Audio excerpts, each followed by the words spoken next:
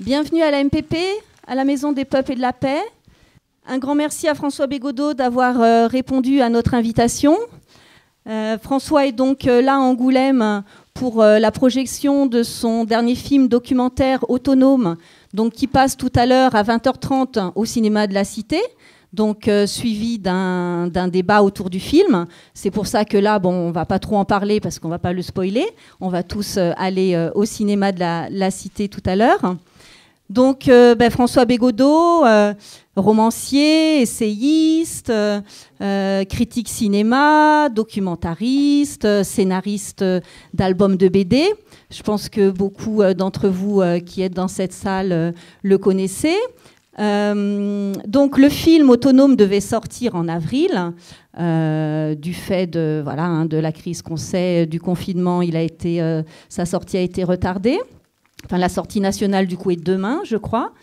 Lorsque nous avions su que son film était programmé à Angoulême, à la MPP, donc on l'a invité, puisqu'en plus, la thématique du film, donc l'autonomie, rentrait tout à fait, pouvait être en lien donc, avec le Festifastoche, le Festival des Alternatives, donc porté par la MPP, qui devait avoir lieu normalement en mai et qui a été reporté là aussi, puisque le Festifastoche, on va dire, commence ce soir avec la rencontre avec François Bégodeau, mais aura surtout lieu à partir de ce week-end jusqu'au 10 octobre. Hein. Vous avez des programmes là un peu partout dans la MPP. Il faudra pas hésiter à vous servir.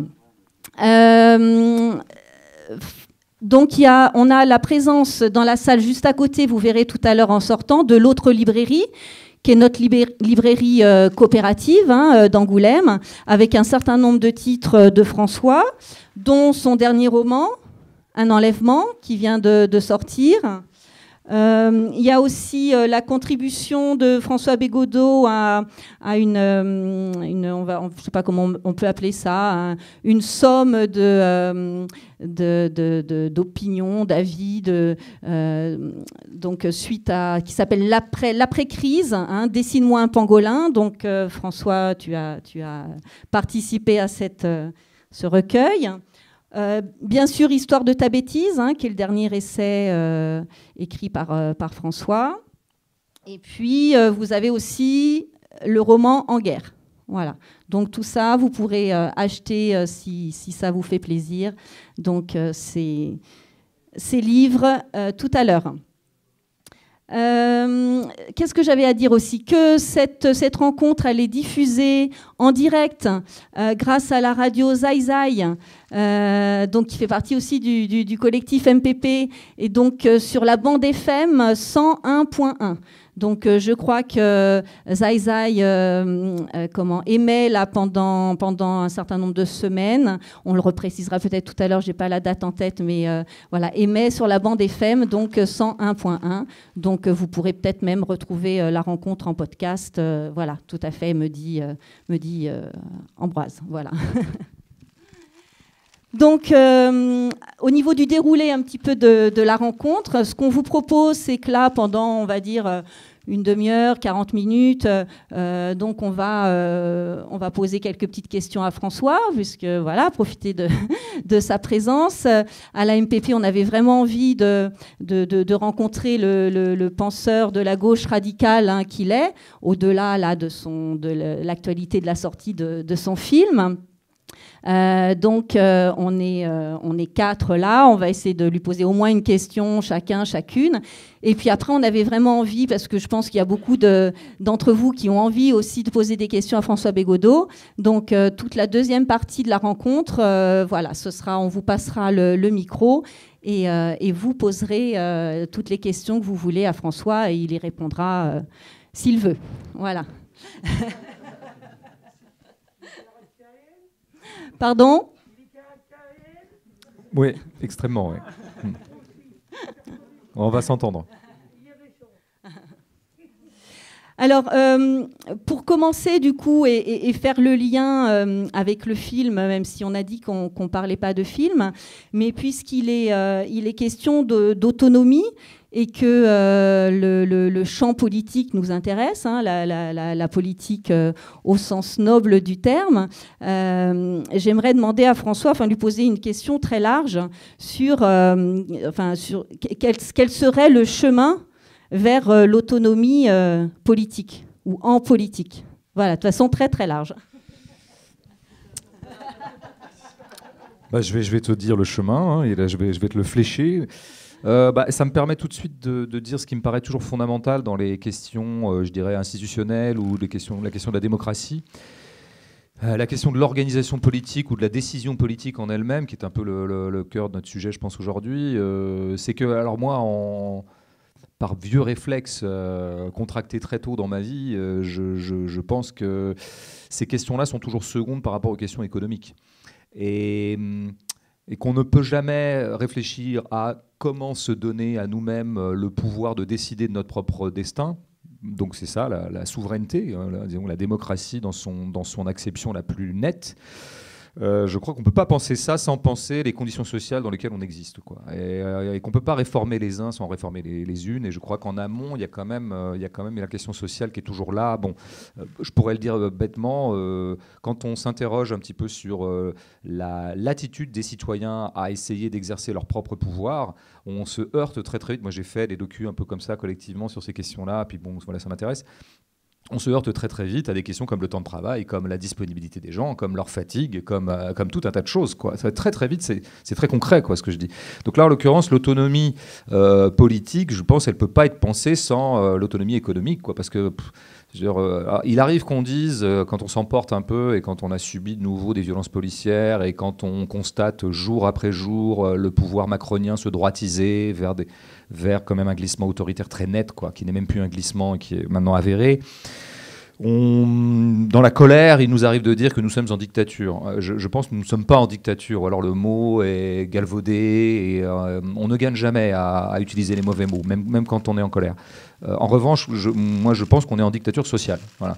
C'est-à-dire que nous sommes tous des sujets sociaux soumis à un certain nombre d'injonctions sociales qui sont de gagner notre vie, et donc on est soumis au marché du travail. Donc c'est pour ça que mon film, par exemple, effectivement, on ne va pas du tout en parler, mais il se trouve qu'il s'appelle Autonome et on parle d'autonomie. Donc, je me suis beaucoup intéressé à des gens qui d'abord travaillent à leur autonomie économique, quoi, à leur autonomie par rapport à l'énergie, par rapport à l'électricité, par rapport... Bon, ça me paraît vraiment la base, ça. Et après... Il me semble que quand on arrive à trouver un certain nombre de processus comme ça qui nous mettent dans une sorte d'autogestion économique, alors là, l'autogestion politique suit presque d'elle-même en quelque sorte, quoi. Alors, après, les deux peuvent se toucher, les deux peuvent s'accoler, mais en tout cas, si on voulait prendre la chose d'un point de vue strictement politique, enfin voilà, en termes d'institution, qu'est-ce que ça veut dire exercer son autonomie en politique ? Bon, ça veut dire ne pas en passer par les institutions qu'on nous impose. On peut participer à ces institutions. Je sais que tu le fais, je sais qu'un certain nombre de personnes ici peuvent être élues, pas élues, s'étant présentées. Je n'ai aucun mépris pour ça. Et je pense que c'est très intéressant. En revanche, il me semble que c'est toujours compliqué de briguer l'autonomie politique alors qu'on est en train d'accepter des règles du jeu qui n'ont pas été édictées par nous. Bon, le jeu électoral, il n'est pas édicté par nous, il a été fixé par la Constitution, laquelle Constitution a été écrite par un certain Michel Debré, qui était le petit chien savant du général de Gaulle. On hérite de tout ça, et donc il faudrait que nous, on se fonde là-dedans et qu'on essaie de mettre de la souveraineté dans quelque chose qui a été fait pour précisément déposséder le peuple de sa souveraineté. Donc c'est compliqué, quoi. Alors moi, il me semble que le geste où les gens font toujours preuve d'autonomie politique, c'est quand ils s'auto-organisent en mouvement social. Alors ça, pour moi, c'est ça l'autonomie politique. C'est quand d'eux-mêmes, des gens se réunissent, alors ils sont 20, ils sont 40, ils sont 3000, ils sont 30 000, ils sont 100 000. Ils s'organisent entre eux pour pouvoir constituer une force qui va essayer de peser sur l'existant. Ça, voilà, j'invente rien, je dis une banalité, hein, mais pour moi je ne vois pas d'autonomie politique hors de ce schéma-là. Voilà. tu ne crois pas en la possibilité, ce qu'ont défendu là au dernier scrutin municipal et communautaire, ce qu'ont défendu certaines listes dites municipalistes, en la possibilité de mettre en place des outils tels des élus tournants, la révocation des élus, des assemblées délibératives, donc qui permettent, en lien évidemment direct avec les mouvements sociaux, les alternatives, de pouvoir de l'intérieur, au niveau communal, j'entends, faire bouger quelques lignes. Si, j'y crois, et enfin, il n'y a pas à y croire, ça arrive quand on observe la vie municipale ici ou là, et on peut bouger un peu les lignes, etc. Mais après, tu vois bien que, précisément, tu viens de le dire, tu peux monter une liste comme ça, tu peux pénétrer comme ça l'institution municipale, et donc essayer. Mais précisément, tu n'auras de poids, tu seras toujours minoritaire. Hein, je pense que tu l'es, par exemple. Bon, voilà, tu es minoritaire, mais ce qu'il faut comprendre avec ces trucs-là, c'est que tout a été fait pour qu'on le soit minoritaire. Je veux dire, il suffit de toujours se demander, mais ça, c'est ce que dit très bien Étienne Chouard. Je veux dire, comment voudriez-vous que les gens de pouvoir décidant de la Constitution aient écrit une Constitution qui les démette ? Il y a quelque chose de totalement contradictoire dans cette affaire. Donc il est tout à fait normal que des gens occupant le pouvoir se soient donné une constitution qui leur assure la pérennité de leur pouvoir. Bon, alors donc nous serons toujours dans ce jeu-là des minoritaires. Mais c'est vrai qu'une minorité, elle peut quand même agir, elle peut infiltrer, elle peut un peu, notamment à l'échelle municipale, qui a toujours été une échelle que la grande tradition, je dirais, anarchiste et communarde, hein, la commune, c'était quand même constitué des communes, a toujours prisé, a toujours un peu sauvé du marasme électoral ou du marasme institutionnel, parce que là, il y a moyen de... Mais ça n'est possible, comme tu viens de le dire, que si vous êtes adossé à des mouvements sociaux, à des mouvements associatifs, voilà. Donc en gros, on en revient au même, quoi. C'est-à-dire que si tu es minoritaire au conseil municipal et que derrière, tu n'as aucune association qui te soutient, tu es adossé à rien, il n'y a aucun mouvement social qui permet de te donner une sorte de légitimité par le peuple, on va dire, pour aller vite, la stricte présence dans un conseil municipal ne servira à rien. Je pense que tu es encore mieux placé que moi pour le savoir.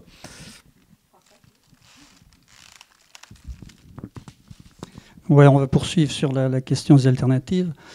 Alors, Marx décrit le Capital, son livre, comme je cite, le plus redoutable missile qui ait jamais été envoyé à la tête des bourgeois.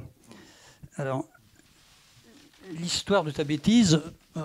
elle l'a détrôné, c'est ça.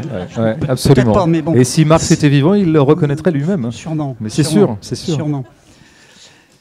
Alors, justement, dans ton livre, il y a un passage où tu dis nous étions montés à l'envers, nous étions fils de fonctionnaires. Et plus loin, tu fustiges le bourgeois qui rate la puissance du fonctionnaire et le statut révolutionnaire, son statut révolutionnaire, et qui fait dire à Friot que l'émancipation passe par sa généralisation, par ça. Voilà. Alors, est-ce que... quel regard... Je sais que tu es très attaché au statut de fonctionnaire. Quel regard tu portes là-dessus?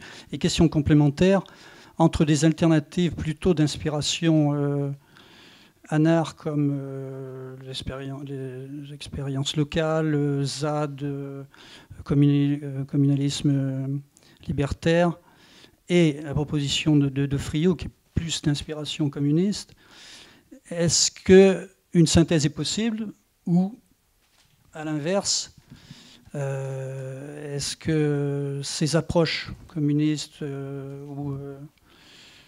ou anards qui historiquement n'ont pas toujours fait bon ménage sont incompatibles? Je vais commencer par la deuxième partie parce que c'est celle qui j'allais presque dire, m'intéresse moins. Pourquoi est-ce qu'elle m'intéresse moins? Parce qu'elle est pour moi très largement théorique. Alors je peux aimer la théorie, mais je ne suis pas dupe. C'est-à-dire que oui, ça fait 200 ans qu'il y a des hypothèses, les marxistes, les anarchistes, le communalisme, le localisme, par opposition à l'idée que quand même, il faut quand même prendre le pouvoir central et réorganiser la société. Bon, tout ça...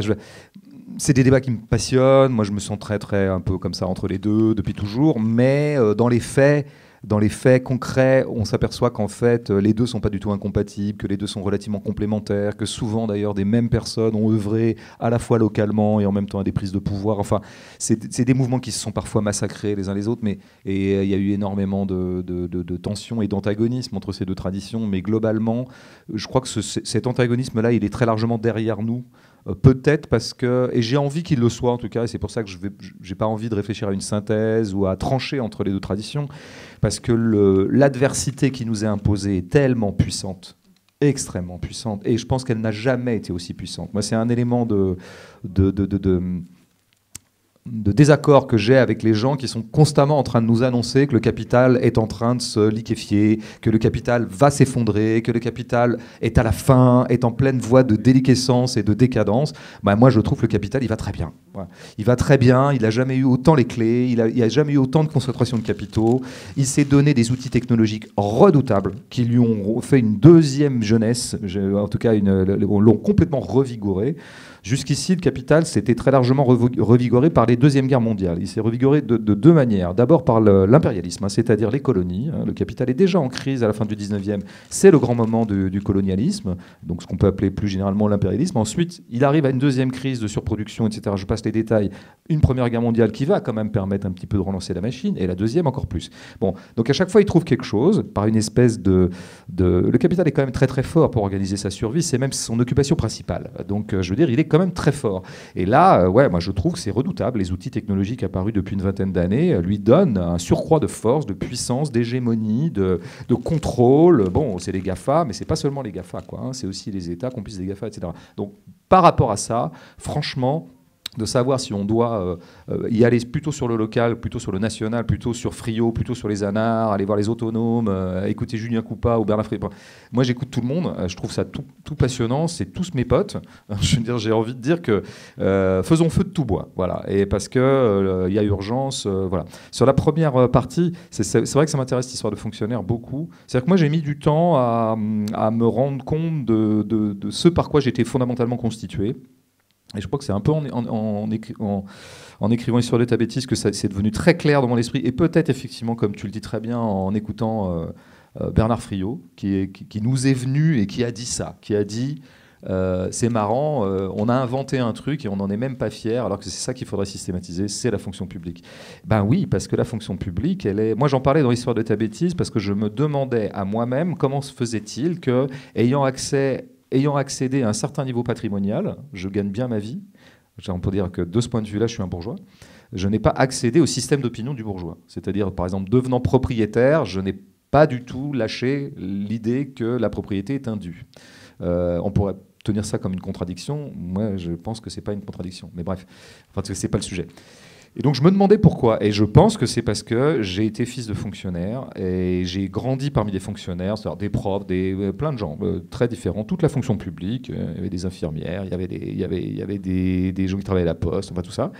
Et je pense que ça m'a fondamentalement imprégné le fait que c'était des gens qui savaient qu'ils auraient le même salaire de toute façon à la fin du mois, quel que soit leur boulot, chose qui est souvent retournée contre eux. Ah là là, la bande de feignasses en fait, ah bah d'accord, sécurité de l'emploi plus salaire égal, enfin bon, et puis bon, avancement un petit peu comme ça à l'ancienneté, donc en fait les mecs foutent rien. Bah ouais, ça évidemment c'est les petits sarcasmes qu'on connaît bien dans le petit poujadisme français, mais on oublie de voir la puissance de ça. Moi j'ai grandi avec des adultes qui avaient complètement découplé le travail et la rémunération. C'était pas des gens ils étaient absolument pas obsédés par ce qu'ils gagnaient comme argent, dans la mesure où il y avait une certitude, il y avait un confort.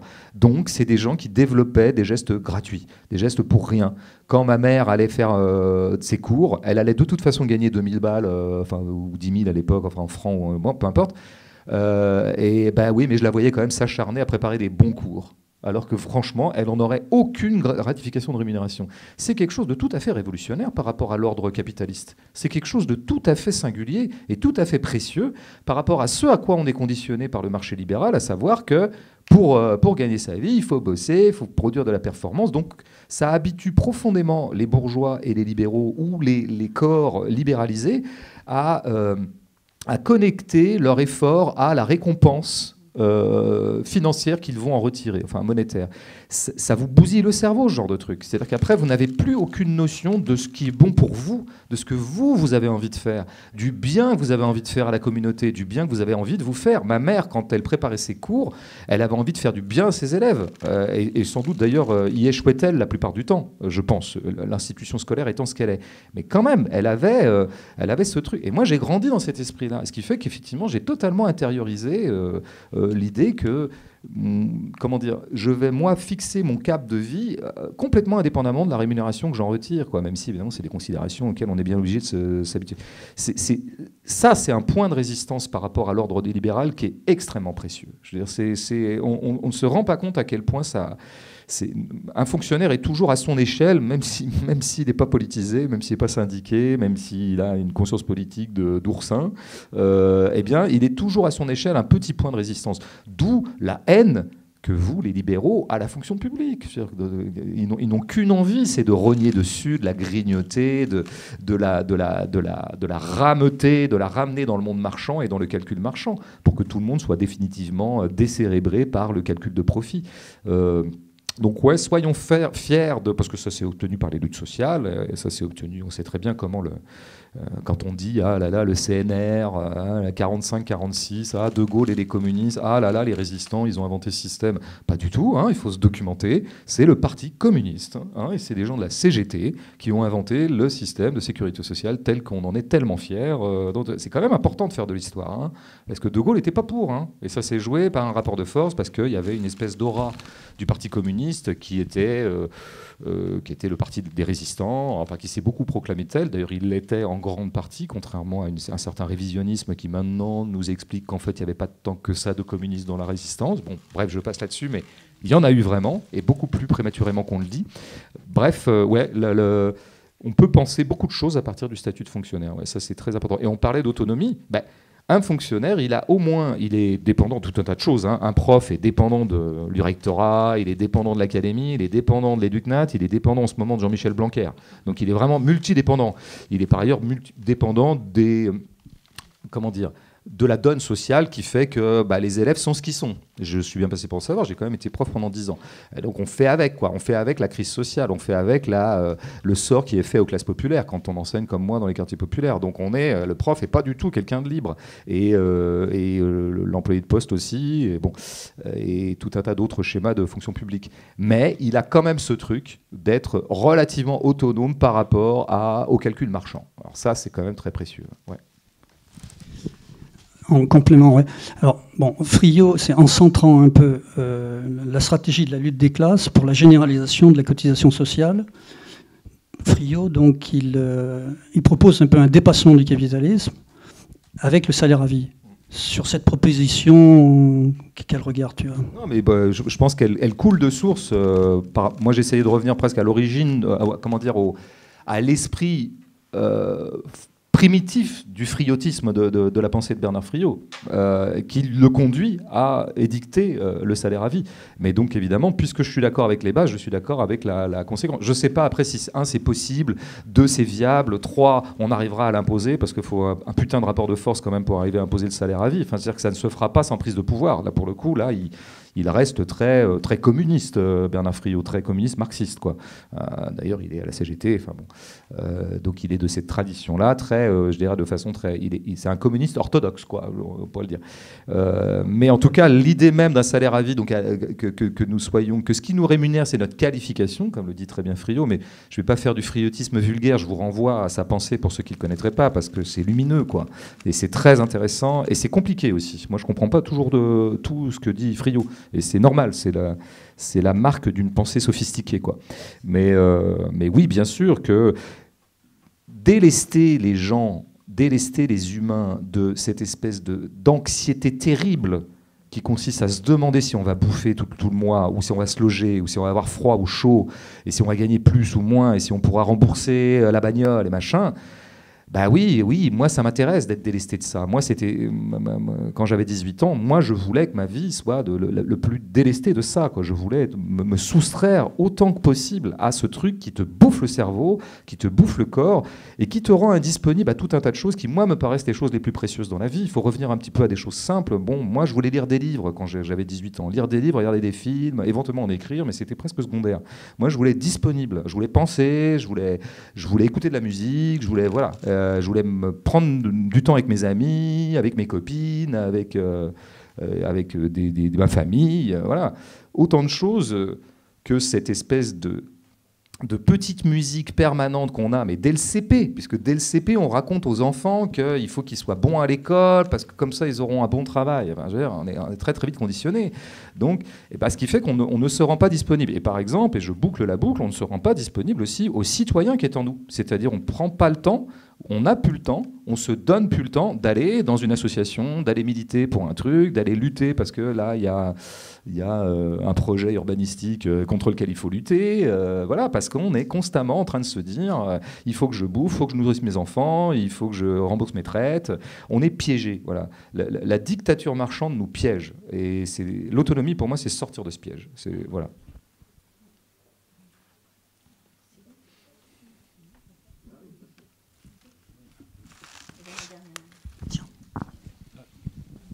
Tu veux y aller ou... Bon, alors moi au début j'aurais bien aimé poser une question punk, mais j'ai pas trouvé un truc super pertinent à part ma coupe de cheveux, donc je... C'est vrai, je valide. Ouais, merci, c'est gentil. Non, moi je vais voilà. Donc moi j'ai une question. Si tu fais partie des gens qui disent des fois cette phrase qui moi me laisse un peu perplexe, le capitalisme ira au bout de son projet de destruction. Il y a Lordon aussi qui dit ça. Enfin voilà, il y a plusieurs personnes qui disent ça. Je suis pas foncièrement en désaccord avec ça, mais par contre ça me pose une question, c'est que qu'est-ce qu'elle sous-entend cette phrase dans un monde où on sait que le capitalisme contribue grandement au dérèglement climatique et où, dès qu'on s'y intéresse un peu, on se rend compte que l'impact de ce dernier est complètement désastreux.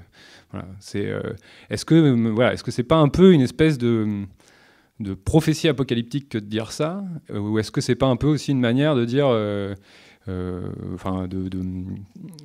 plaider quelque chose de trop dur, ou je sais pas, hein, tu vois. Non, je me suis mal fait comprendre. Tu vois, tu me disais avant que tu me connaissais essentiellement par des conférences ou des trucs audio. Tu vois, et j'ai rien contre ça. Et d'ailleurs, si je veux pas qu'on me connaisse comme ça, j'ai qu'à pas en faire. Donc, il n'y a pas de problème et on me connaît comme on veut et on fait ce qu'on veut. Mais le petit écueil de ça, c'est que je peux, moi, assumer toutes les phrases que j'ai écrites. Parce qu'une phrase écrite, elle est frappée, elle est pesée. Là, cette phrase, je me demande si je ne l'ai pas dit dans un entretien. Tu sais, dans un entretien, on est toujours approximatif. Et là, par exemple, le libellé de cette phrase, je ne me reconnais pas dedans. Parce qu'il y a un truc qui ne va pas du tout dans cette phrase. D'abord, le mot de projet qui tendrait à prouver que le capitalisme lui-même, je veux dire, ils se sont réunis tous ensemble au début du capital. Et notre projet, c'est de détruire la planète. C'est pas ça. C'est la machine capitaliste est de toute façon destructrice. Elle est indépendamment de la volonté d'ailleurs de ceux qui l'agencent, quoi. Moi, je pense que le capitalisme est très largement une structure qui dépasse ceux-là même qui en profitent et ceux-là même qui l'agencent, quoi. Donc, c'est pas projet, c'est pas programme. En revanche, il est évident que le capitalisme, il est fondamentalement croissant. Enfin, il n'y a pas de capitalisme décroissant. Comment dire, l'ADN même du capital, c'est toujours d'aller chercher des nouveaux marchés, d'ouvrir des nouveaux marchés, de marchandiser toujours plus de parcelles du vivant. Et quand il n'y en a plus, il y en a encore. Et donc, il faudra creuser. Et s'il n'y a plus de pétrole à 20 mètres, ils iront à 200. Et s'il n'y en a plus à 200, ils iront à 2000. Et s'il n'y en a plus à 2000, ils iront à 6000. Et ils finiront par tout forer, tout... voilà. Il n'y a pas de problème, ça. Ça, c'est une certitude. On les voit faire depuis, on va dire, 5 siècles et avec une grosse accélération depuis, disons, la révolution industrielle.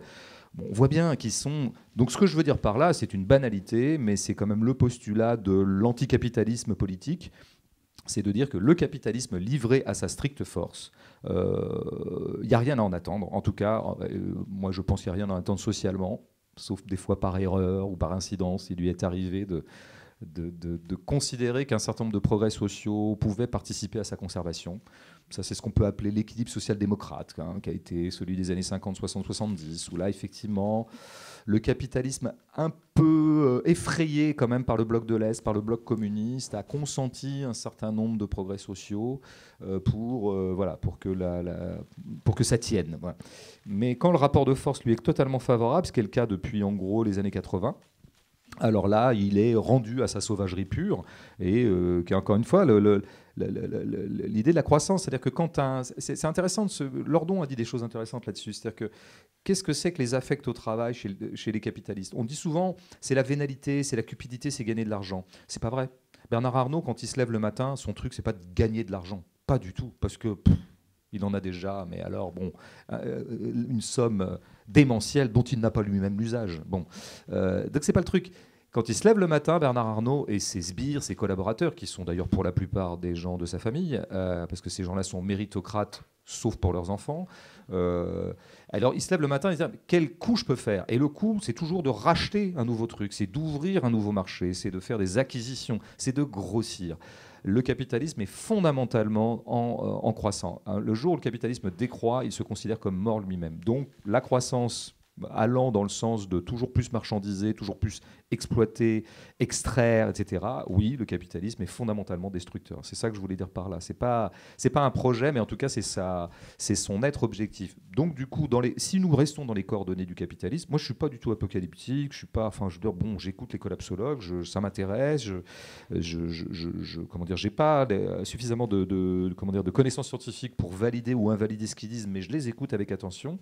Mais c'est pas trop moi mon tempérament que de faire des grandes prospectives sur l'effondrement. En revanche, je sais que oui, là, on voit bien que si les choses restent en l'état et si le système économique dans lequel on vit, le système de production, de consommation dans lequel on vit continue sur sa lancée, c'est-à-dire une lancée exponentielle, parce qu'elle est par essence exponentielle. Oui, il y a un moment, il y aura une crise des ressources fondamentales et des dommages majeurs. Mais ça, je pense que tout le monde en est convaincu maintenant. Enfin, en tout cas, tous ceux qui sont là, je pense. J'aurais une petite question complémentaire, du coup. Pour essayer d'amorcer un peu des transformations, donc Karen a parlé du fait de pouvoir investir un certain champ politique local, on peut donner des sens aux luttes qui sont plus vers la convergence. Moi, une question que je me pose des fois, c'est je me dis... comment on fait pour séduire le bourgeois et pour l'amener, peut-être plus ou moins honnêtement, hein, mais à une entreprise de décroissance ou tu vois, parce que voilà, on en discute avec des copains, il y en a qui disent peut-être que si on leur proposait une grosse stèle au milieu d'un champ avec leur nom dessus, peut-être que ça jouerait sur leurs affects. Donc, est-ce que tu as des suggestions peut-être là-dessus sur comment est-ce qu'on pourrait amener des fortunes locales, mettons des guillemets autour de ça, à être séduits par des projets de décroissance et de résilience? Est-ce que c'est seulement possible même? Pour les raisons que j'ai indiquées précédemment, je pense que ça ne l'est pas. Ça ne l'est pas et ça ne le sera jamais. Ce qu'on constate, mais je pense que ce n'est pas significatif dans la donne générale, je pense qu'il y a quand même un certain nombre d'individus de la classe bourgeoise qui se posent des questions, sont arrivés à saturation, commencent à détester leur métier, commencent à détester les bullshit jobs à leur manière, bullshit jobs très bien payés, mais bullshit quand même, au sens où Graeber l'entendait, c'est-à-dire le bullshit job, c'est à la fois le truc mal payé, précaire, machin, avec des contrats dégueulasses qui sont résiliables à tout moment. C'est le livreur Uber, c'est un bullshit job au sens où c'est vraiment l'hyper-pénibilité et l'hyper-précarité, mais c'est aussi le bullshit, tu peux gagner 10 000 euros, simplement tu sais pas ce que tu fais, tu comprends rien ce que tu fais des réunions, tu es dans une boîte de conseil, tu sais même pas ce que tu conseilles, t'es trader, c'est des flux financiers qui finissent par te déborder, et il y a un moment, bon, certains s'en trouvent très bien, je pense la grande majorité d'entre eux continuent à trouver que c'est super d'être trader, que c'est super de conseiller en gros des grandes fortunes pour qu'elles puissent contourner le fisc, parce que c'est quand même souvent ça les boîtes de conseil, hein, je veux dire, il faut quand même pas se voiler la face. Dans Un enlèvement, là, mon dernier roman, le héros, c'est une famille bourgeoise. Le père, lui, il est consultant, il est dans une boîte de conseil. On peut comprendre entre les lignes qu'il conseille, oui, il donne des conseils pour la fraude fiscale. Et sa compagne, elle est experte en communication de crise. La communication de crise, ça consiste en quoi? Vous avez une grande boîte qui a été prise la main dans le sac d'un exil fiscal ou de choses un peu plus scandaleuses encore, voilà, des trucs et elle est chargée de produire des éléments de langage et les communiquer pour que ça passe crème.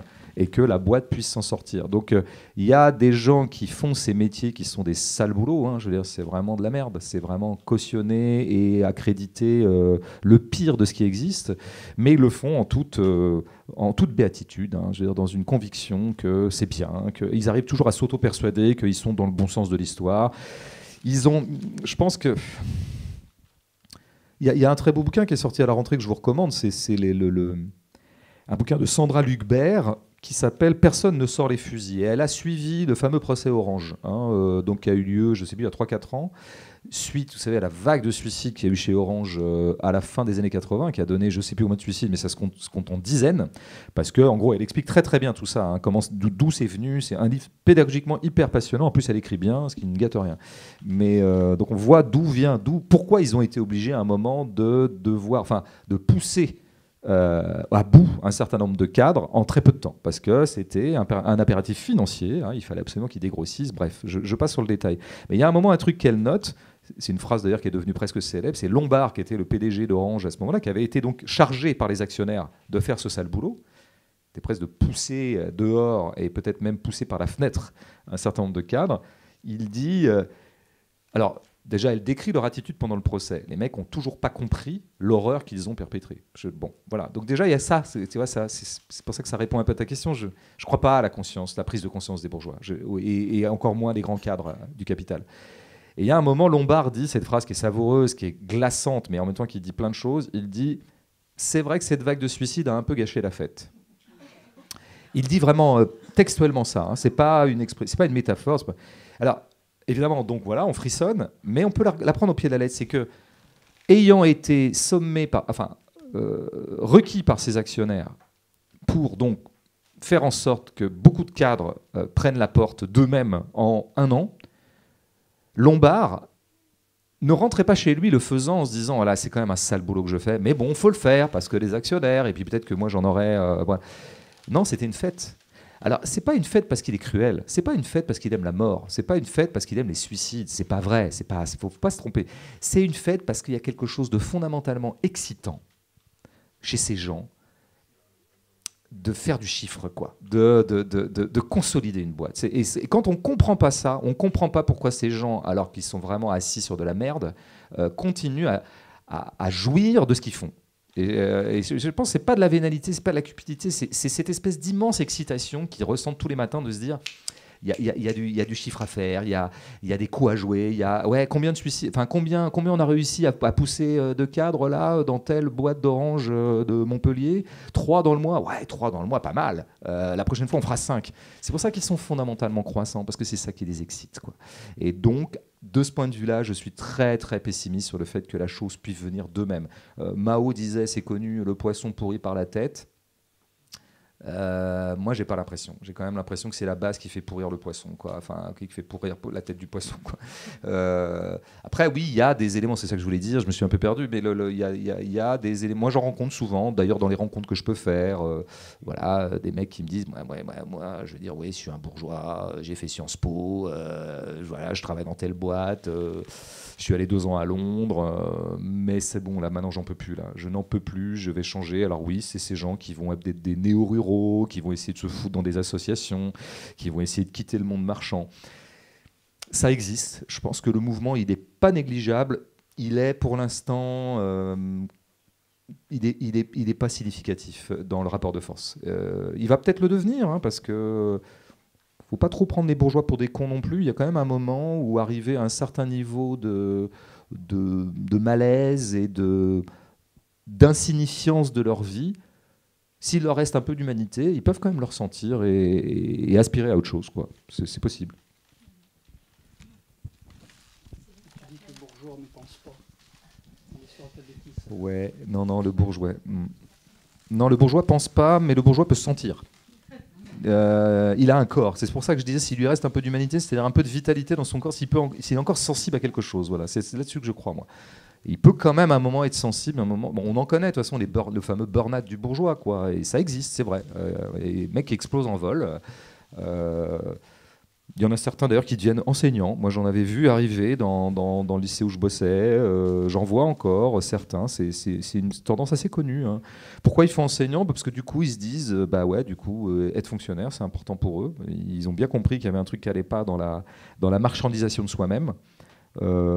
Et puis, bah, ils veulent redonner du sens à leur vie et ils voient dans la pédagogie une façon de... Mais pour ça, il faut que ça passe par le corps, il faut que ça passe par le moment où le mec sature, ou la nana... c'est le coup de trop, quoi. Enfin, je sais pas. Voilà, ça peut prendre plein de formes. Madame? Monsieur, on va parler des femmes maintenant. Ouais, je trouve qu'on parle pas assez de femmes. Ouais. Voilà. On va commencer par Simone de Beauvoir. N'oubliez jamais qu'il suffira d'une crise politique, économique ou religieuse pour que les droits des femmes soient remis en question. Ces droits ne sont jamais acquis. Vous devrez rester vigilante votre vie durant. Voilà, petite citation. Donc ensuite. Ah oui, c'est Simone qui dit ça? C'est Simone qui dit ça. Moi, j'avais deux questions à vous poser. Donc, le capitalisme a toujours tiré profit du patriarcat. Celui-ci, le patriarcat, préexistait au capitalisme. Et il n'y a pas raison de croire que ça cesse, qu'il disparaîtra avec lui. Je voulais savoir quelle était ta position. Je suis sûre que tu nies pas l'oppression sexiste subie par les femmes en ce moment. Et une autre question qui découle de tout ça, c'est est-ce que tu subordonnes à la lutte des classes les combats féministes? Je subordonne... ouais, je vois là, ça y est, j'essayais de voir dans quel sens marchait le truc. Ouais, bah alors ça, c'est... Oulala, bon, ok, donc on est parti jusqu'à 23h. Non, parce que ça, c'est des questions extrêmement pointues, extrêmement difficiles. Bon. Il y a deux parties dans ce que tu dis, mais en fait, c'est la même problématique. Patriarcat et capitalisme. Dissertation. C'est compliqué, mais l'intuition que j'ai, moi, c'est que, évidemment, le patriarcat a précédé le capitalisme, donc c'est pas le capitalisme qui a inventé le patriarcat, ça c'est une première chose, c'est bon à savoir. Il y a une structure patriarcale qui n'est pas complètement adossée au capitalisme. Qu'est-ce que le capitalisme a fait au patriarcat? Ça c'est intéressant. Eh bien, dans un premier temps, en tout cas pour une part, mais une part négligeable, mais une part quand même, il se trouve que quand même, et Marx le notait très bien déjà, le capitalisme a... malgré lui, mais structurellement, objectivement, il a participé à détruire le système féodal. Et en partie, quand même, un certain patriarcat de modèle féodal. Pourquoi? Parce que c'était devenu un carcan pour le profit. C'était devenu un carcan pour les affaires. C'est la révolution telle que Marx la voit. C'est 1789, c'est ça. En gros, c'est des bourgeois qui considèrent que dans le carcan féodal, ils ne peuvent pas faire leurs affaires. Il faut abolir les privilèges parce que il faut faire circuler la marchandise. Ils veulent, récolter le fruit de leur activité commerciale. Et donc, il fallait exproprier les nobles, quoi. C'est quand même ça le cœur de la Révolution française. Et donc, du coup, quand même, la bourgeoisie et le capitalisme naissant fout en l'air le féodalisme, ce qui est quand même une bonne nouvelle. Et ce qui faisait dire à Marx, ils ont commencé le boulot, quoi. Merci le capital. Nous, on n'a plus qu'à terminer, parce que bon. Et entre autres choses, c'est vrai que c'est pour ça que le capitalisme est un ennemi extrêmement subtil. Il est très fort et subtil parce que parfois, il est du côté du progrès, en tout cas d'un point de vue sociétal. Pourquoi? Par exemple... un vrai entrepreneur, il n'en a rien à foutre que ses employés soient des hommes ou des femmes. Ce qu'il veut, c'est que ce soient des employés performants. S'il considère que les femmes peuvent être performantes, il prendra des femmes. Là, il n'y a pas de problème. De la même façon, on pourrait dire que, de ce point de vue-là, l'employeur libéral n'est pas raciste. Ce n'est pas son problème. Voilà, il ne veut pas entendre parler de ça. C'est-à-dire, noir, blanc, jaune, vert, tu bosses, t'es pris. Tu bosses pas, t'es pas pris. C'est pas son problème. Donc, de ce point de vue-là, il est arrivé que par incidence, comme ça, objectivement, la grande explosion du marché ait facilité un certain nombre de progrès sociétaux, et y compris d'ailleurs l'égalité homme-femme. Il y aurait un autre exemple qui est connu. Le capitalisme veut toujours plus produire, il doit écouler ses marchandises. Pour écouler ses marchandises, il faut qu'il rende séduisantes les objets de consommation. Il invente la publicité, etc., etc. Il invente des besoins qui n'étaient pas des besoins, voilà. Mais il est aussi très attentif à ce à quoi ce dont pourrait avoir besoin tel ou tel. Bon. Et c'est vrai qu'à un moment, le capitalisme, notamment d'après-guerre, mais ça commence dès le 19e avec les grands magasins, en France notamment, il va cibler les femmes. C'est-à-dire, les femmes peuvent être des prescriptrices de consommation. Donc on va essayer de séduire les femmes. Et on va se demander ce dont les femmes ont besoin. Et ben donc, par exemple, on va leur filer des machines à laver. Bah oui, bah toutes les femmes qui ont connu le passage du nettoyage de la lessive à la main à la machine à laver étaient bien contentes d'en avoir. Et ça leur a dégagé du temps. C'est-à-dire que moi, ma mère fait partie de cette génération, elle m'en a toujours parlé. Elle n'est pas très capitaliste, ma mère, mais elle m'a toujours dit, bah oui, quand même, quand la machine à laver est arrivée, bah moi, du coup, bah oui, je gagnais 2 heures dans ma journée et donc ça libérait du temps pour lire, pour faire de la politique, pour machin. Il y a des courroies comme ça très étranges et très paradoxales et très tarabiscotées du progrès par la marchandise elle-même, par la consommation, etc. Ça, il faut connaître. Pourquoi est-ce que je dis ça? Parce que d'abord, ça me paraît vrai, et quand c'est vrai, il faut le dire. Et deuxièmement, c'est ça le cœur du génie du capitalisme. C'est que de temps en temps, il est quand même du bon côté, ce con-là. Et même quand on dit oui, ben en ce moment il est en train de récupérer les questions raciales et la question des femmes est extrêmement récupérée par le capital. Il y a un marketing féministe en ce moment. Moi je le vois dans la culture par exemple, il y a énormément de films, je veux dire, mais il y en a 12 par mois qui sont des films qui se revendiquent féministes, qui produisent un marketing féministe, qui vont te dire tel film américain par exemple va dire ah c'est pas un super-héros, c'est une super-héroïne. Regarde parce qu'on inverse les trucs. Ou alors tel film de braquage, ah c'est plus des braqueurs, c'est des braqueuses. Il y a beaucoup d'inversions. Je pourrais citer 50 exemples depuis 2-3 ans. Donc en ce moment, l'industrie hollywoodienne, et l'industrie française aussi, ou l'industrie du cinéma tout court, a considéré que l'affichage féministe était un bon coup marketing, mais du coup, ça crée des films qui déconstruisent les vieux modèles stéréotypés, où on va voir des femmes pilotes d'avion, on va voir des femmes dans des postures héroïques, etc. Et peut-être que ça peut concourir à une échelle paradoxale, à déconstruire les stéréotypes et peut-être aussi à produire pour les jeunes femmes, les jeunes filles, d'autres modèles d'existence, parce qu'on sait bien que ça passe par là. Bon, chapitre 1, c'est ça. Je pourrais prendre 1000 exemples, mais on a affaire à ça aussi, quoi. Chapitre 2, alors là, le capitalisme donc, peut avoir cet effet comme ça, libérer un certain nombre de choses sociétales, machin. Mais alors globalement, moi je pense que le capitalisme, il n'est pas forcément fondamentalement patriarcal. Par contre, il est viriliste. C'est-à-dire que c'est une énergie de la force. Il faut conquérir des marchés. Il faut toujours ouvrir. Il faut extraire de la valeur. Il faut produire de la valeur. Il faut faire bosser les gens. Et pour ça, il faut de l'autorité. Il faut faire autorité sur les corps pour les rendre performants. Le capitalisme est fondamentalement autoritaire. Et donc à ce titre-là, il a tout un ethos comme ça, toute une espèce de comportement qui est un comportement viriliste. Mais d'ailleurs, on le voit bien, le bourgeois cool déteste Trump. Pourquoi? Parce que Trump, c'est presque l'incarnation à lui tout seul de ce qu'est au fond le capitalisme. C'est-à-dire un truc de mec couillu, un mec en tout cas qui prétend avoir des grosses couilles et qui va conquérir des marchés, et puis on n'en a rien à foutre, et puis voilà, c'est comme ça. Donc moi, je pense que fondamentalement, le capitalisme n'aide pas du tout à l'émancipation féminine de ce point de vue-là, parce qu'il impose des modèles qui sont des modèles virils profondément.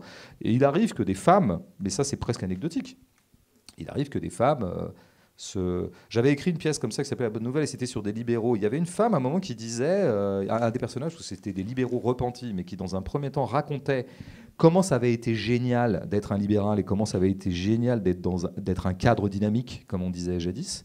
Et il y avait une femme qui disait, mais moi, une des choses que j'ai aimées en travaillant dans une boîte comme cadre, c'était que précisément, c'est la première fois qu'on me parlait pas qu'on me discriminait pas comme femme. Parce que si je ramenais du chiffre à la fin du mois, je ramenais du chiffre à la fin du mois. Et on me faisait pas chier comme nana.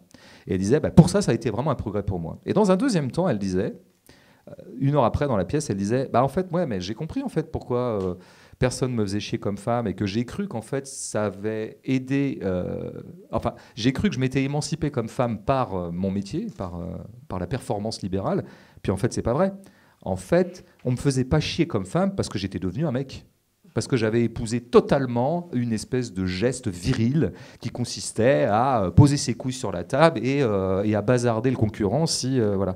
Donc ouais, moi je pense que, je ne sais pas si le capitalisme est patriarcal, c'est compliqué en plus la notion de patriarcat, mais je sais qu'il est viriliste et que il ne peut pas y avoir d'émancipation féminine véritable dans les coordonnées du capitalisme. Ça, j'en suis convaincu.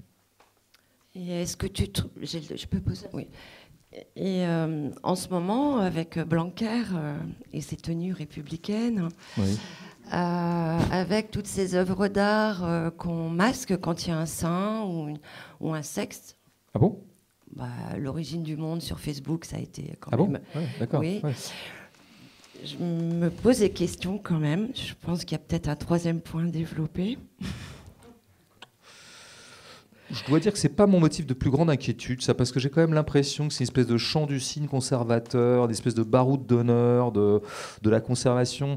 Faut bien voir que l'émancipation féminine, qui est passée par plein de trucs depuis un siècle, 2 siècles, 3 siècles, mais notamment depuis on peut dire que l'émancipation des femmes est quand même un peu la grande réussite du XXe siècle. Quand même. C'est une des rares révolutions qui a vraiment réussi, quoi.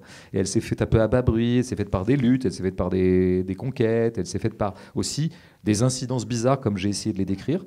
Donc il y a quand même un mouvement massif d'émancipation des femmes. Il y a notamment le corps des femmes est advenu sur la place publique comme il n'avait jamais advenu dans l'histoire de l'humanité. Bon, donc il faut acter tout ça. Évidemment que ça a suscité une panique énorme de l'autorité virile, de l'autorité masculine. Il faut presque le comprendre. Si on est un tout petit peu indulgent avec ces pauvres mecs, c'est-à-dire que il y a eu quand même une déflagration tout à fait étonnante pour la jante masculine. C'est qu'à un moment, quand même, le corps féminin s'est imposé. Les femmes se sont imposées. Moi, je pense qu'on n'en est qu'au début, hein, mais il y a eu quand même beaucoup d'effets comme ça d'émancipation, et notamment de prise de possession de la place publique par le corps féminin, par l'esprit féminin, par le travail des femmes, par tout un tas de choses. Bon, il y a des mecs qui s'en sont jamais remis, je veux dire, et ils s'en remettent toujours pas. Et donc, du coup... quand quelqu'un panique, il devient autoritaire. Et il devient pathétiquement autoritaire. Donc, il cache des seins. Enfin, c'est Tartuffe, quoi. Bon, voilà. C'est pour ça que je ne suis pas très inquiet. Peut-être qu'il y a un moment, là, à court terme, où ça va être pénible, où il va y avoir plein de trucs comme ça. Mais enfin, globalement, j'ai l'impression que le raz-de-marée, il est tel que... je sais pas, c'est quand même pas demain la veille qu'en France, on va interdire aux femmes de s'habiller comme elles le veulent. D'ailleurs, on voit bien... Blanquer, il dit ce qu'il dit. Bon, Blanquer, il est ce qu'il est, le pauvre. Non, mais c'est tellement pathétique d'être Blanquer. Donc, pour satisfaire son électorat droitier, pour aller dans le sens d'une espèce de... Parce que le macronisme a décidé d'aller flatter l'extrême droite. Ça fait partie du truc, quoi. On a bien vu comment il s'est fait quand même, mais tout le monde s'est foutu de sa gueule quand même. C'est ça qu'il faut retenir de cette histoire. C'est que Blanquer dit ça... Il y a quand même 58 millions de Français qui disent le pauvre, quoi. Non? Tu trouves pas? Moi, je trouve qu'en fait, là, on va prendre un exemple local.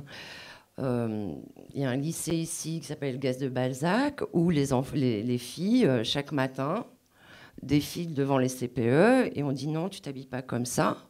Et on leur donne des fringues pour se changer avec 1 heure de colle. Bon, c'est pas très Covid compatible, la caisse de fringues à l'entrée. C'est quoi, ça met du sexe dans quelque chose qui n'a pas lieu d'être, en fait, que s'habillent comme ils sont. Bon, ce qui a été sympa, c'est la réponse et des garçons. Donc là, j'espère beaucoup sur cette génération-là, qui sont arrivés le lendemain habillés avec des croque-tops de filles. Oui, voilà. Et ça, c'est plutôt très sympathique. C'est pour ça que je suis pas très inquiet, parce que moi, je suis un peu... Après, peut-être que ça reviendrait d'ailleurs à l'aspect de ta question auquel j'ai pas répondu, mais c'est trop tard. Mais le mouvement, en fait, que tu décris, à mon avis, il faut l'inscrire dans un mouvement plus général qu'un mouvement, un glissement autoritaire de la bourgeoisie. Je veux dire, ça, qui pour moi, je viens de le dire, le capitalisme est fondamentalement autoritaire. Il est fondamentalement autoritaire. Il n'y a pas de capitalisme libertaire, quoi, contrairement à ce que disent quelques imbéciles. Mais simplement, parfois, il arrive à masquer cette constitution autoritaire en pratiquant ce que j'appelais dans l'histoire de ta bêtise une espèce de vitrine cool. Mais c'est une vitrine. Au fond, c'était le mouvement du livre, hein, au fond, je revenais quand même au point qu'il y a une violence constitutive du capitalisme, de la bourgeoisie, qui doit conserver ses avoirs et qui, pour ça, est prête à tout. Plus elle est menacée, plus elle se cabre, plus elle se crispe. Et en ce moment, elle se sent menacée. À tort ou à raison d'ailleurs, elle sent qu'il y a une contestation qui monte, et donc elle a tendance à se crisper autoritairement.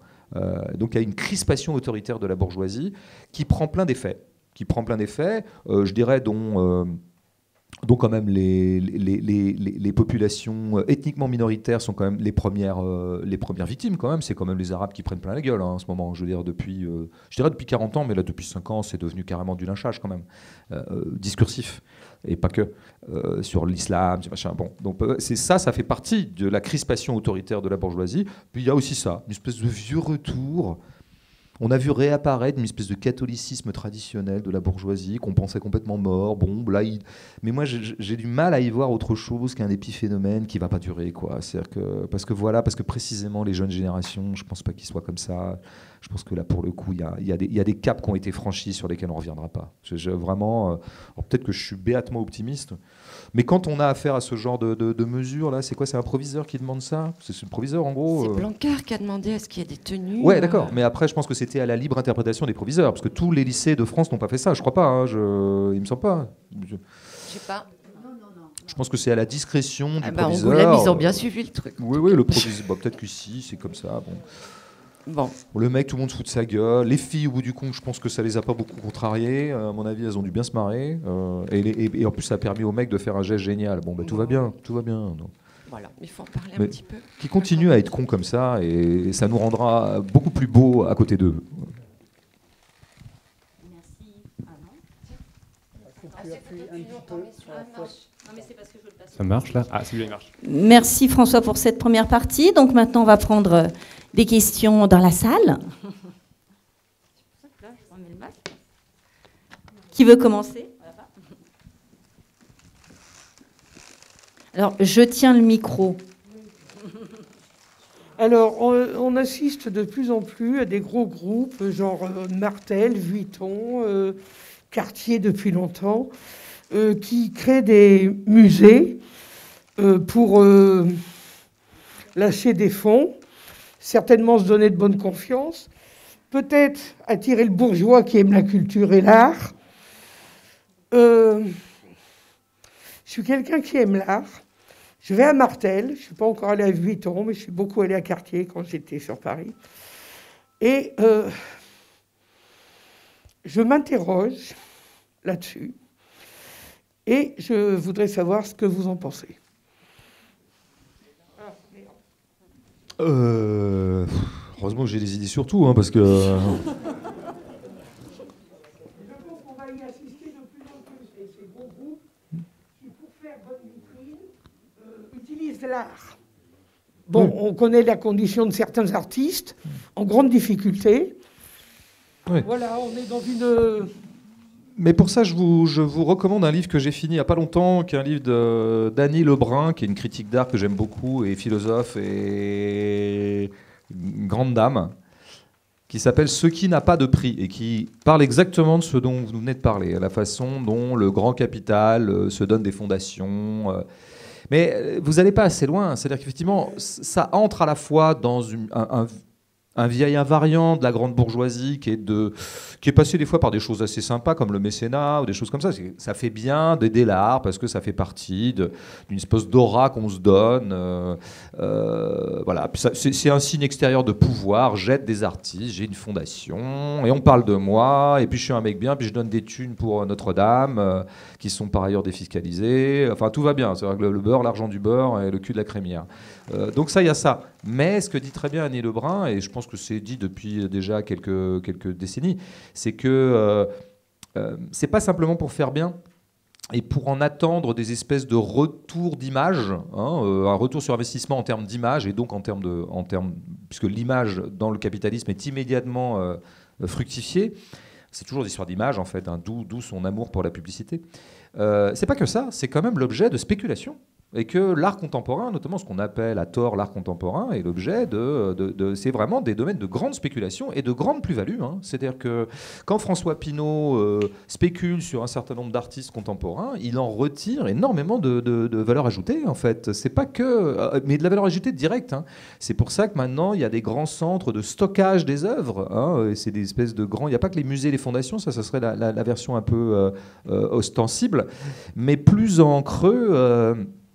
Où est-ce que j'ai lu un bouquin ou un film qui parle... Bah oui, tiens, c'est effleuré, puisque tout n'est qu'effleuré dans ce film, hélas, C'est effleuré dans Tenet, le film de Nolan, là, dont on parle beaucoup depuis un mois, que j'aime pas beaucoup, mais il y a ça, justement, il est question à un moment d'une espèce d'entrepôt où sont gardés, évidemment très sécurisés, des œuvres d'art qui font l'objet qu'on stocke en fait. C'est-à-dire que le capital a toujours stocké pour pouvoir spéculer. À partir du moment où on a pu stocker notamment les denrées, c'est là que la spéculation a monté. Je stocke, ça me permet d'attendre, de vendre ce que j'ai au moment où le prix sera le plus favorable. Hein. Le stockage et la spéculation ont partie liés. Et là, comme ils stockent les œuvres d'art, du coup, c'est l'objet d'une immense spéculation et c'est presque devenu leur revenu principal. C'est-à-dire que c'est plus une histoire d'image. Alors, le livre d'Annie Lambert, je vous y renvoie parce qu'elle montre ce que dit un peu Franck Lepage aussi d'ailleurs, mais plus à la marge. Savoir que si vous voulez comprendre ce que c'est que la spéculation financière, alors intéressez-vous à la spéculation dans l'art contemporain. En fait, c'est très intéressant c'est un très bon cas d'école, je dirais, pour comprendre des flux financiers qui parfois nous échappent un peu. Tout à fait.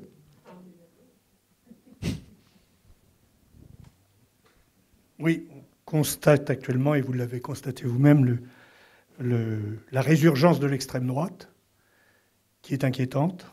Et j'aurais aimé que, sans faire de la politique fiction, vous donniez votre avis.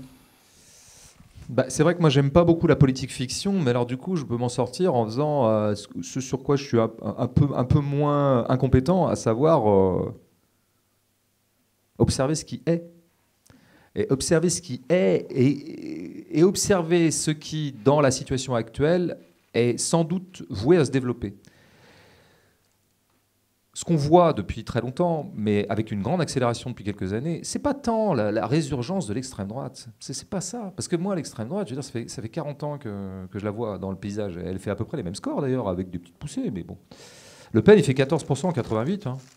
Donc en fait, finalement, Marine, elle fait 20 ans plus tard. Oui, donc... tout ça est dérisoire par rapport à la vraie chose. Et la vraie chose, c'est pas la montée de l'extrême droite, c'est pas la résurgence de l'extrême droite. C'est ce que je disais précédemment, pardon. C'est Comment ? Pas forcément uniquement en France. Non, mais très bien. Mais vous allez dans mon sens. Mais moi, ce que je vois, c'est une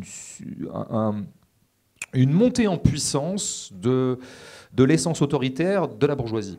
En tout cas de la classe dominante. C'est ça. Et que donc, elle prendra la forme, elle va prendre la forme comme elle a pris cette forme-là dans les années 20 et 30. Elle prendra la forme, non pas tant de l'extrême droite va monter et elle va submerger l'Occident et submerger le monde. Il va y avoir une réconciliation définitive de la bourgeoisie qui ira du centre à l'extrême droite. Et c'est déjà en train de se préparer. Macron est en train d'aller draguer l'extrême droite. Et donc, je veux dire... C'est pas tant que l'extrême droite prendra le pouvoir, c'est que la bourgeoisie adoptera des modalités autoritaires qui sont d'inspiration fascisante. Enfin, en tout cas, elle sera prête à tout pour défendre ses biens parce qu'elle se crispe, parce qu'elle a peur. Et quand elle a peur, je veux dire, dans les années 30, on n'a pas dit assez. Je veux dire, les grands soutiens de Hitler et de Mussolini, c'est quand même le grand capital allemand et le grand capital italien. Et une des choses qui a fait qu'ils se sont précipités dans les bras de ces grands dictateurs, c'est parce qu'ils avaient les pétoches. Ils avaient les pétoches du mouvement ouvrier qui était très très fort. C'est-à-dire qu'on ne comprend pas Mussolini si on ne sait pas qu'il y a eu le mouvement des conseils à Turin en 1919 et qu'il y avait une classe ouvrière extrêmement organisée, très encadrée par le Parti communiste à l'époque, mais peu importe, qui était vraiment... Il y avait une situation objectivement révolutionnaire, comme il y a eu en Allemagne au même moment. Et donc, ce qui faisait trembler... La bourgeoisie n'a jamais eu peur du fascisme, et pour cause. Le fascisme ne veut pas exproprier la bourgeoisie. Jamais il y a eu un programme fasciste qui consiste à exproprier la classe dominante. Donc... La bourgeoisie aime bien le fascisme, hein, je veux dire, on peut dealer. Par contre, s'il y a bien un truc qu'elle peut pas blairer, qu'elle déteste et qui l'empêche de dormir par moments, c'est cette espèce de drôle de mouvement ouvrier qui est advenu plutôt au 19e. Mouvement, voilà. Donc quand même, le programme numéro 1 est d'exproprier la classe dominante. Ah bah ça c'est pas possible ça. Donc d'où l'expression bien connue, plutôt Hitler que le Front populaire, hein, c'est ce qu'a crié la bourgeoisie en 36, enfin en 36, 37, 38. Donc là, c'est exactement ce qui va se passer, dans la mesure où ils se sentent, en plus ils sont en crise de production, c'est vrai qu'ils ont du mal à dégager des nouvelles marges, c'est compliqué, la révolution numérique n'a pas produit tous ces effets en termes de profit, ils voient bien qu'ils sont en train de plafonner, enfin, il y a une crise de surproduction comme d'habitude, ils ont du mal à écouler leurs trucs, des nouveaux marchés peinent à s'ouvrir, peut-être qu'aussi ils vont être confrontés à un moment le plafonnement des ressources, bon... Et tout ça, ça les crispe. Et quand ils sont crispés, alors là, vraiment, là se crée une espèce de grande arche, comme elle s'est créée dans les années 20 et 30, entre le bon bourgeois centriste qui ne demande qu'une chose, c'est de conserver ses propriétés, et des partis tout à fait sauvages de l'échiquier politique, les uns servant les autres. Bon, bah oui, c'est ce qui est en train de se mettre en place, voilà. C'est pas une prophétie, c'est une observation, hein, je dis bien. Et bonsoir. Un autre sujet, vous parliez de l'importance de bien choisir ses mots. Et, voilà, on a en commun un agacement sur la manipulation et la dénaturisation de certains mots, comme le fait que Macron, Cohn-Bendit, utilise le terme révolution pour des livres, le fait que populisme soit utilisé à toutes les sauces. Je voulais savoir, dans les éléments de langage et de linguistique qu'on dénature comme ça, quels étaient ceux qui vous énervaient particulièrement en ce moment ? Sans parler des insultes, genre gauchias, journalope, ou des choses comme ça. Ou féministes. Je sais pas, faudrait que je réfléchisse. Bon, il y en a tous les jours, hein, des nouveaux. Donc là, je sais pas en ce moment. Quelle manipulation linguistique est à la mode en ce moment chez les dominants, dans les sphères majoritaires Non, progressiste, ça commence à dater. C'était Macron 2017, quoi. Voilà, donc je peux. Les Amish, ça c'est une provocation. C'est pas pareil, non, parce que je pense que monsieur veut parler plutôt de ces mots dont s'équipe la propagande libérale en les détournant, en les biaisant. Ben, les mots qui avaient vraiment un sens, et qu'en fait, à force de les utiliser à contre-emploi, on arrive vraiment à les dénaturer, à leur enlever leur signification propre et en fait à leur enlever leur pouvoir, presque. Mais l'islamo-gauchisme, ça commence à dater aussi. Hein. C'est une invention de l'immense BHL des années 80, ça. Mais bon, il y en a plein. Non, mais en tout cas, ce que je pourrais dire, c'est que le coup de l'ensauvagement, c'est pas mal, là, récemment, quand même. Hein. C'est pas mal, ça. Parce que très clairement, s'il y a bien des gens qui sont en train de s'ensauvager en ce moment, c'est bien les dominants. Enfin, c'est eux qui sont en train de s'ensauvager. Mais ils ont quand même justement je pense qu'il y a une figure qui aime bien la langue dominante actuellement, c'est de renverser les choses, c'est-à-dire de se faire passer pour pratiquement... par exemple, on sait bien que beaucoup de gens font passer leur islamophobie ou leur arabophobie ou leur racisme pur et dur pour une sorte de défense féministe. Voilà, c'est ce genre de manipulation que je trouve en ce moment très à la mode et très classique, c'est-à-dire qu'avec un apparat progressiste au sens noble du terme, c'est-à-dire au sens où on est féministe, au sens où on est antiraciste, on est au sens pour l'émancipation des minorités, pour l'émancipation de tous les gens qui sont opprimés. C'est ça le progressisme, je pense que c'est le seul sens qu'il peut avoir véritable. Alors souvent, je vois bien que toute une branche autoritaire et droitière de l'échiquier politique utilise l'argument progressiste, l'argument, disons, d'ouverture sociétale pour rejouer ces vieilles crispations autoritaires et identitaires. Ça, je trouve ça pas mal quand même. C'est-à-dire que d'avoir réussi à faire passer leur vieux racisme, parce que ça vient de loin, le racisme de la bourgeoisie, pour du féminisme, alors ça, c'est balèze, quoi. Alors que les mêmes sont évidemment anti-féministes, ils l'ont toujours été.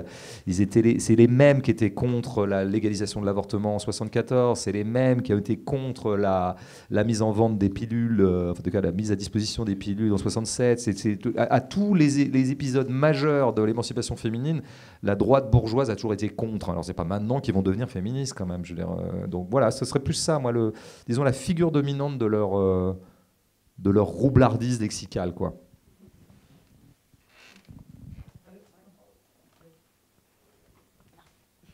Ouais, dans le genre escroquerie intellectuelle, on pourrait parler des plans de sauvegarde de l'emploi. Par exemple, on passe d'un licenciement massif à un licenciement boursier, à un plan de sauvegarde de l'emploi, et entre-temps, on avait eu une expression intermédiaire qui était un peu plus édulcorée, mais là, on est vraiment sur les gens qui détruisent les emplois et qui les sauvent. Et en parlant de destruction d'emplois, en fait, je voulais savoir votre opinion concernant le progrès technologique, donc qui nous apporte ces formidables caisses automatiques, mais qui nous enlève des emplois qui sont peu qualifiés ou qu'on pourrait qualifier hâtivement de bullshit job, mais qui sont quand même des moyens de subsistance pour toute une population qui n'est pas forcément à même de faire des emplois très très qualifiés, justement, ou qui n'ont pas eu des ressorts d'éducation qui leur permettent d'eux. Et donc, quels moyens de subsistance ils peuvent tirer? Est-ce que le progrès technologique va à l'encontre donc de l'accès à un emploi certes peu qualifié, mais quand même gratifiant, un minimum pour les conditions de survie des plus démunis, qui sont intellectuels ou capitalistiquement parlant. Voilà. Ouais, juste un mot pour le plan de sauvegarde de l'emploi. On sait bien que la figure préférée, alors là pour le coup de la novlangue libérale, la langue managériale, en fait c'est l'euphémisme. Hein. Il s'agit toujours d'euphémiser, parfois même jusqu'à la contradiction pure et simple. Effectivement, je licencie, j'appelle ça la sauvegarde de l'emploi. Mais tout est sur l'euphémisme, c'est-à-dire de créer une langue qui arrondisse les angles et ni le conflit, ni la conflictualité, et ni la violence qui est perpétrée. Mais je vous apprends rien. Sur le progrès, là, je vais pas répondre directement parce que je m'en sens ni capable ni vraiment l'envie en fait, mais parce que c'est pas exactement comme ça que je réfléchis moi. Ce que je peux dire quand même, c'est qu'une des raisons pour lesquelles on s'est fait couillonner idéologiquement depuis... c'est vrai que la gauche dominait idéologiquement dans les années 60-70, ça a été peut-être le seul moment où elle a dominé idéologiquement, philosophiquement, etc. Tous les intellectuels étaient à gauche pratiquement, bon, les intellectuels majeurs. Et ça s'est un peu renversé. C'est-à-dire qu'on peut dire que la droite aura un peu gagné, ils adorent le dire d'ailleurs, la bataille culturelle. Ils ont retrouvé l'hégémonie culturelle, disent-ils, en empruntant l'expression à Gramsci. Il y a beaucoup de raisons à ça, mais il y a une raison notamment, c'est qu'ils ont réussi à imposer sur la place publique ce que j'appellerais des débats foireux, quoi. Des débats qui ne sont pas des débats. Parce que le débat posé comme tel, entre progrès et pas progrès, est un débat miné. Pourquoi ? Parce qu'il est tellement abstrait. Et nous, on s'est fait couillonner comme ça parce qu'en fait, moi, je suis ni pour ni contre le progrès. Je sais même pas ce que ça veut dire, en fait. Et je pense qu'il faut voir au cas par cas, quelle chose apparaît qui n'était pas là. Est-ce que c'est bien à ce moment, il y a 5G. La 5G, c'est un progrès parce que c'est un progrès technologique. Mais oui, c'est pas un progrès technologique, n'est pas mécaniquement un progrès tout court. Hein, n'est pas mécaniquement un progrès social, n'est pas un progrès dans la vie des gens. Voilà, c'est simple, quoi. Donc cette question-là, elle peut pas être formulée génériquement, parce que si on la formule génériquement, on rentre dans une abstraction qui ne profitera qu'à la réaction, qui ne profitera qu'à la conservation. C'est-à-dire, moi, je l'ai souvent dit, je le répète et je le martèle. Et je trouve qu'on n'en prend pas assez la mesure. La force de ce que je pourrais appeler la gauche radicale, on va dire le camp de l'émancipation, c'est d'être extrêmement concrète sur le réel. Voilà. C'est notre force depuis toujours. Pourquoi Le Capital est un grand livre ? Et donc Marx proclamant lui-même que je ne sais plus quoi, c'était le plus beau dans la gueule de la bourgeoisie, tu disais quoi ? Le plus redoutable missile. Le plus redoutable, c'est vrai que je connaissais la phrase en plus. Mais pourquoi c'est un grand livre ? Et pourquoi c'est quand même ce livre-là qui fonde un peu c'est pas lui qui a provoqué le mouvement ouvrier, il lui préexistait. Hein, je veux dire, c'est pas les livres qui provoquent les luttes, hein, c'est pas vrai en fait. Mais quand même, c'est un livre fondamental de cette tradition-là. Et c'est pas un livre qui fait des grandes prophéties sur il faudrait, il y a qu'à, machin. C'est même un livre qui parle très très à la marge de la perspective révolutionnaire. On fait dire plein de choses à Marx qu'il n'a dit qu'une fois dans sa vie. C'est un livre qui observe le réel, qui observe comment ça marche, les rapports de production, et qui observe, et qui demande à Engels de lui fournir en documentation. Marx, quand on lit son journal, quand on lit des lettres qu'il écrit, tout ça, il est obsédé par ça. Il demande « documentez-moi ». Donc il demandait à tous ses copains, ses correspondants partout dans le monde de lui envoyer un truc. C'est à la paysannerie ukrainienne, envoyez-moi des trucs. Le réel. Il ne faut pas se laisser embarquer dans des débats de dissertation abstraite, quoi, qui de toute façon nous foutent en l'air et sont complètement réversibles, en fait, auxquels il n'y a aucune solution. Pour une part, l'histoire de l'émancipation a parfois consisté à freiner le progrès. Voilà. Qu'est-ce qu'on est en train de faire en ce moment ? On est en train de... mon film parle un petit peu de ça.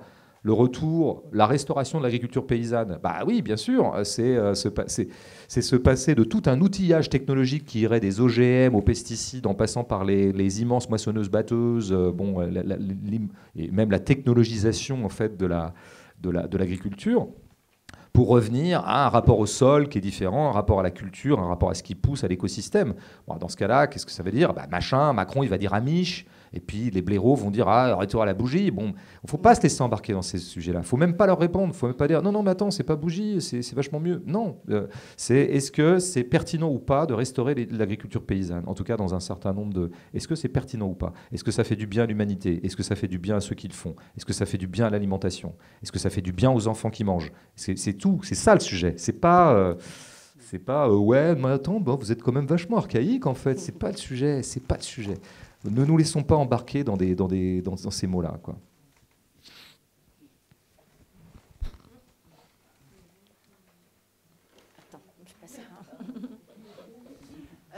Oui, donc vous avez fait un film autonome, donc j'imagine que ça parle de l'autonomie. Pas du tout, pas du tout. Ça parle du Coca-Cola, parce que j'aime bien cette boisson.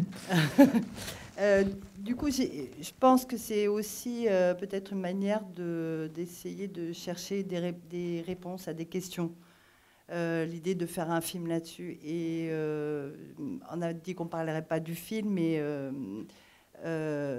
quelle serait pour vous la question la plus importante autour de l'autonomie? Et est-ce que vous pensez que ça peut être un moyen de combattre le capitalisme aussi? Oui, mais c'en est un. Comment dire? Moi, pourquoi je fais ce documentaire? Le documentaire, c'est pas Bégodeau qui parle dedans et qui dit faudrait faire ci, ça serait bien de faire ça. Non, j'ai filmé des gens qui font des trucs et qui sont des preuves en acte qu'un certain nombre de modèles sont possibles, en tout cas sont viables, ça peut durer. Voilà, notamment, il y a une ferme à un moment de collective. Il n'y a pas que ça, il y a des choses plus étranges dans le film. Hein. Je veux pas non plus, laisser croire qu'il ressemblerait exactement à ça. Il est plus barré, le film. Mais il y a ça. C'était le cœur du projet. Donc, moi, je pense que c'est ça qu'il faut faire pour alimenter notre réflexion. Il faut se mettre à l'école de ceux qui font des trucs et qui montrent en acte que des choses sont possibles, qui valent comme exemple, comme modèle à suivre, à généraliser ou pas. Donc, il faut regarder qu'est-ce qui se fait, quoi. Et c'est très important dans la culture politique de regarder ce dont on a été capable dans l'histoire, ce dont on a été capable, et ce dont on est capable maintenant. Et donc après, réfléchissons à comment généraliser la chose. En tout cas, moi, je reviens au point de l'autonomie. Il faut toujours prendre des exemples très concrets. Là, par exemple,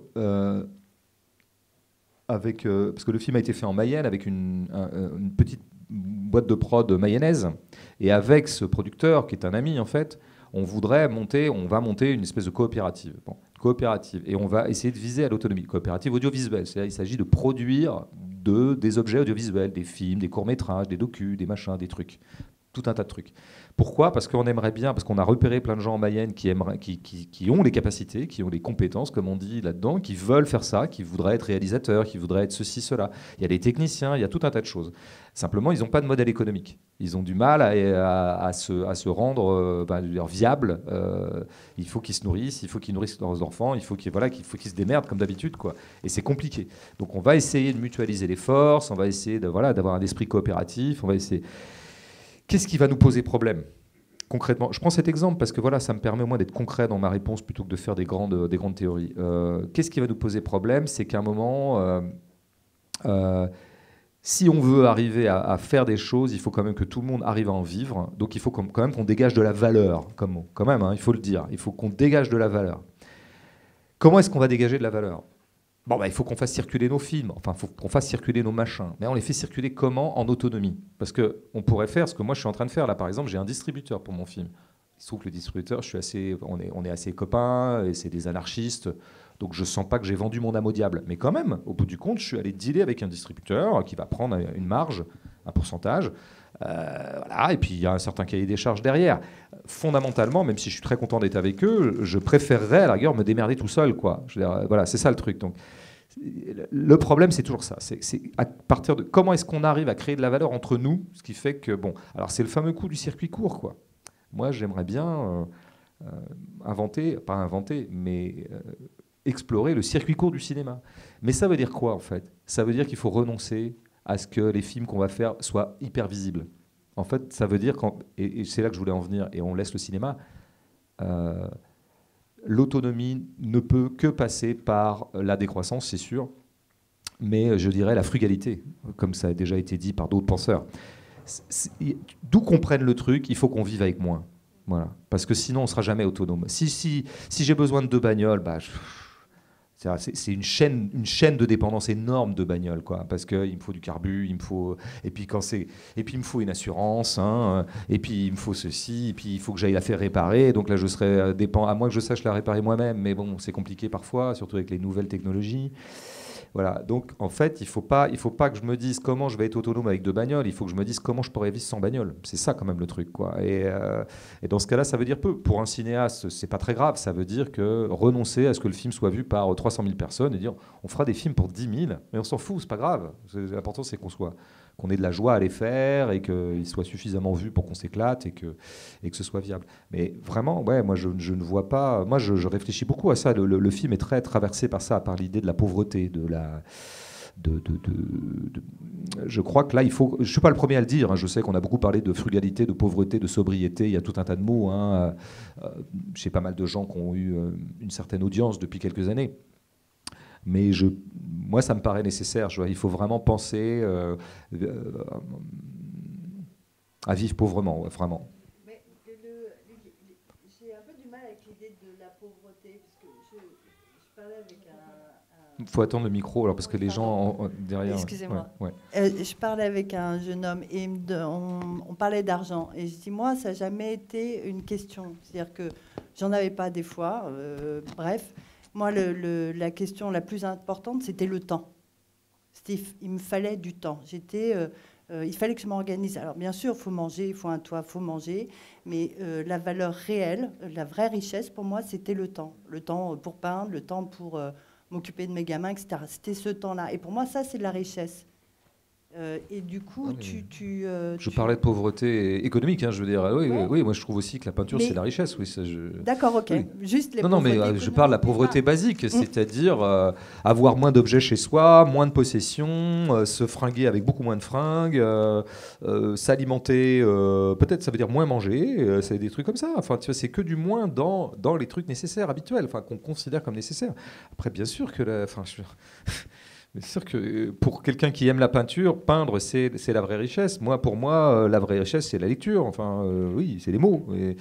Et chacun mettra... ou alors quelqu'un dira, ma richesse, c'est ma famille, c'est mes enfants, c'est ma compagne, c'est mon compagnon, c'est plein de trucs. Mais c'est des richesses intangibles, justement. Moi, je parlais vraiment matériellement, en fait, parce que je suis désolé d'être un peu terre à terre, mais... c'est quand même la vraie question qui est posée à quiconque quand il se lève le matin. C'est quand même, est-ce que je vais gagner ma vie? Comment? Pourquoi? Bon, voilà. Certains ont la chance de ne pas avoir à se poser cette question parce qu'ils sont rentiers ou parce qu'ils ont une espèce de pérennité comme ça de leur modèle économique. Mais hélas, on est nombreux à se la poser, quoi. Une dernière question, parce qu'on va être obligé d'arrêter après. Pour boucler la boucle, comment est-ce que vous faites coexister le fonctionnariat et les fonctionnaires dont vous vantiez la liberté et le temps, et ces autonomes qui sont justement en marge entre l'organisation publique et l'exercice. Enfin, je sais pas. Voilà. Ouais. Non, mais ça, c'est un petit peu ce que je disais tout à l'heure à la question sur les anarchistes et friots. Et on n'en est tellement pas là. Enfin, c'est tellement pas ça le problème en ce moment, quoi. Vous voyez, je veux bien faire de la prospective et dire peut-être qu'à un moment, ça coincera entre un modèle de fonction publique et effectivement des tempéraments d'autonomie radicale qui n'accepteraient même pas de se soumettre à un système un peu centralisé d'administration de la valeur et d'administration de la qualification et donc du salaire à vie. Peut-être qu'à un moment ça coince, mais le jour où on arrive à cette coincerie-là, c'est que putain, on a fait du chemin. C'est-à-dire que, voilà. Donc moi, je souhaite qu'un jour, on se pose ce problème-là concrètement. J'adorerais déjà y être. Et c'est un problème qui me paraît vachement plus soluble que celui d'arriver à arrêter les criminels de masse qui sont au pouvoir en ce moment, quoi. Chaque chose, je suis désolé, je suis décevant, mais j'ai envie de dire chaque chose en son temps, quoi. Ou chaque jour suffit sa peine et autres banalités. Merci beaucoup, François Bégodeau. Merci à vous, merci. Bonne soirée. Et oui, donc on se retrouve